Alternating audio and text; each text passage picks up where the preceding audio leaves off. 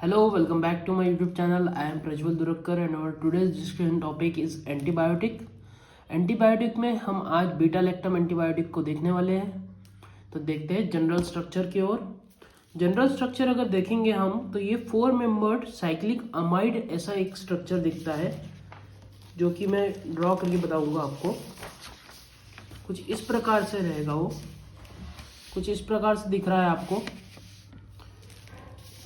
एक CH2 उसको attach रहेगा CH2, यहाँ पे एक नाइट्रोजन और यहाँ पे C डबल बॉन्ड O. इसको कहेंगे हम बीटा लैक्टम रिंग. इसको बीटा लैक्टम रिंग कहना है हमको. इसको कहेंगे हम beta lactam ring. Beta lactam ring में यहाँ से अटैचमेंट देखने को मिलेगी हमको. यहाँ से एक हाइड्रोजन हट के और एक यहाँ पे नाइट्रोजन के पास से यहाँ से अटैचमेंट देखने को मिलेगी और नए नए एंटीबायोटिक हमको देखने को मिलेंगे. तो चलिए देखते हैं. All beta lactam antibiotics are bactericidal in nature. एक होता है बैक्टीरिस्टैटिक और एक होता है बैक्टीरिसाइडल. तो बैक्टीरिसाइडल यानी बैक्टीरिया को किल करने वाला और बैक्टीरियोस्टैटिक यानी जो उसकी ग्रोथ को कम करने वाला होता है. तो इस प्रकार से सारे बीटा लैक्टम एंटीबायोटिक जितने भी हैं वो हमारे बैक्टीरिसाइडल नेचर के हैं. मोड ऑफ एक्शन अगर देखते हैं हम इसकी तो सेल वॉल सिंथेसिस को ये इनहिबिट करता है. तो ये था हमारा शॉर्टकट में बीटा लैक्टम एंटीबायोटिक. अब देखते हैं हम इसकी सार को. तो सार ऑफ बीटा लैक्टम एंटीबायोटिक में सबसे पहले जनरल स्ट्रक्चर को आप देखना होगा आपको. सबसे पहले यहाँ पे बीटा लैक्टम रिंग है जो मैंने आपको पहले ड्रॉ करके दिखाई थी. इसके बाद थायाजोलिडिन रिंग इसको अटैच देखने को मिल रही है हमको. ये देखिए यहाँ पे, यहाँ से एक थाया यानी सल्फर अटैच हो गया. बाद में यहाँ पे एक CH, एक कार्बन, फिर एक कार्बन और इस प्रकार से थायाजोलिडिन रिंग यहाँ पे अटैच हुई हुई देखने को मिल रही है हमको. यहाँ पे ये फर्स्ट पोजीशन है. सेकंड पोजीशन पे 2 मिथिल ग्रुप मैंडेटरी है, CH3 मैंडेटरी है और थर्ड पोजीशन पे कार्बोक्सिलिक एसिड ग्रुप देखने को मिल रहा है. First, second, then third position पे कार्बोक्सिलिक एसिड देखने को मिल रहा है. तो ये वाली रिंग जो होती है, ये वाली रिंग जितनी है, इस रिंग को हम बोलते हैं थायाजोलिडिन रिंग. क्या बोलते हैं हम उसको? थायाजोलिडिन रिंग. उसके बाद इतनी जो रिंग थी ये हमारी बीटा लैक्टम रिंग थी. ये थी बीटा लैक्टम रिंग.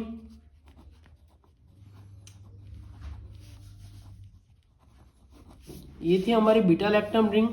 और इसके बाद यहाँ पे एसिल अमाइड का हमको सब्स्टिट्यूशन देखने को मिलता है. NH, C double bond O और R. ये R हमेशा डिफरेंट होता है और यहाँ से हमको नए नए एंटीबायोटिक देखने को मिलने वाले हैं. जैसे कि बेंजिल पेनिसिलिन. यहाँ पे अगर हम बेंजिलिक ग्रुप लगा देते हैं तो बेंजिल पेनिसिलिन या पेनिसिलिन N, पेनिसिलिन V, ऐसे सब इसका फॉर्मेशन देखने को मिलने वाला है. तो चलिए देखते हैं सार की ओर. आई होप आपको स्ट्रक्चर समझ चुका होगा. थायाजोलिडिन रिंग निकालना है आपको. एक थाया यानी सल्फर, अजोल यानी नाइट्रोजन और डीन लगा है क्योंकि ये 5 मेंबर्ड रिंग है. ये 5 मेंबर्ड रिंग है. उसके बाद एक beta lactam ring. Beta lactam ring आपको पहले ही मैंने ड्रॉ करके दिखाई है आपको. और एसिल अमाइड का स्ट्रक्चर कुछ इस प्रकार का स्ट्रक्चर है. थायाजोलिडिन रिंग जो कि ये वाली रिंग है, इसमें का अगर सल्फर एटम को हम रिप्लेस करते हैं, ये वाला sulphur atom, when sulphur atom of thiazolidine ring is oxidised, यानी ऑक्सीडाइज कर रहे हैं टू सल्फोन और sulphoxide acid, stability improve but decrease the activity. Stability तो इंप्रूव हो रही है बट उसकी एक्टिविटी ये डिक्रीज हो जाएगी. Methyl group are necessary at position 2. Any substitution may decrease the activity. जो हमने ये वाले स्ट्रक्चर में देखा था, ये वाला मिथिल ग्रुप और ये वाला मिथिल ग्रुप सेकेंड पोजीशन पे, ये बहुत ज़्यादा इंपॉर्टेंट होते हैं. ये रहना जरूरी है. उसके बाद देखेंगे carboxylic acid of thiazolidine ring at position 3 is required if it is change to alcohol और ईस्टर एक्टिविटी इज डिक्रीजेस। इसके बाद हमने क्या देखा कि ये वाले स्ट्रक्चर में जो थर्ड पोजीशन पे कार्बोक्सिलिक एसिड लगा हुआ है, ये वाला स्ट्रक्चर भी बहुत ज़्यादा इंपॉर्टेंट है यहाँ पे रहना। अगर इसके जगह पे हम अल्कोहल लगा रहे हैं, मतलब ROH को लगा रहे हैं, अल्कोहल को लगा रहे हैं या ईस्टर को लगा रहे हैं, तो एक्टिविटी ये कम होने वाली है। उसके बाद substitution are allow on side chain of amide. क्या बोल रहे हैं, जो अमाइड का स्ट्रक्चर था ये वाला, जो अमाइड का स्ट्रक्चर है ये वाला, यहाँ पे सब्स्टिट्यूशन होने वाला है, यहाँ पे सब्स्टिट्यूशन देखने को मिलने वाला है। An electron withdrawing group is added at this position will give the compound better acid stability because this substitution will make amide oxygen less nucleophilic। क्या कहा गया है, an electron withdrawing group is added at this position will give the compound better acid stability। Acid stability better मिलेगी अगर electron withdrawing group लगाते हैं हम amide वाली पोजीशन पे। तो ये था हमारा सार। आई होप आपको सार में कोई डिफिकल्टी नहीं होगी। अब इसके बाद हम देखते हैं कुछ एक जनरल स्ट्रक्चर्स। ये था हमारा जनरल स्ट्रक्चर। जनरल स्ट्रक्चर में हमने R को चेंज किया, यहाँ पे CH2 और एक बेंजिल ग्रुप लगाई है, यानी बेंजिल पेनिसिलिन बनाया है हमने। पेनिसिलिन G का स्ट्रक्चर बनाया है, बाकी स्ट्रक्चर एज इट इज है पूरा, केवल यहाँ पे सब्स्टिट्यूशन देखने को मिला R पे। उसके बाद वही R पे हमने फिनॉक्सीमिथिल ग्रुप लगाया। फिनॉक्सीमिथिल ग्रुप लगाने के बाद हमको फिनॉक्सीमिथिल पेनिसिलिन का फॉर्मेशन देखने को मिला है, पेनिसिलिन V। इसके बाद हमने नए नए कॉन्जुगेशंस को ट्राई किया गया है।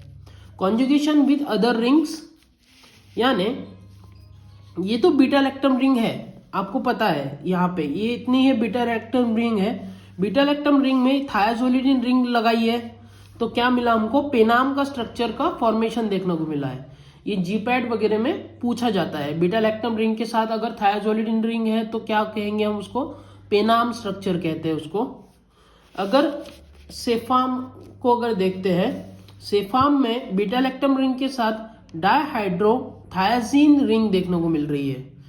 क्या देखने को मिल रहा है, डायहाइड्रोथायाजीन रिंग देखने को मिल रही है।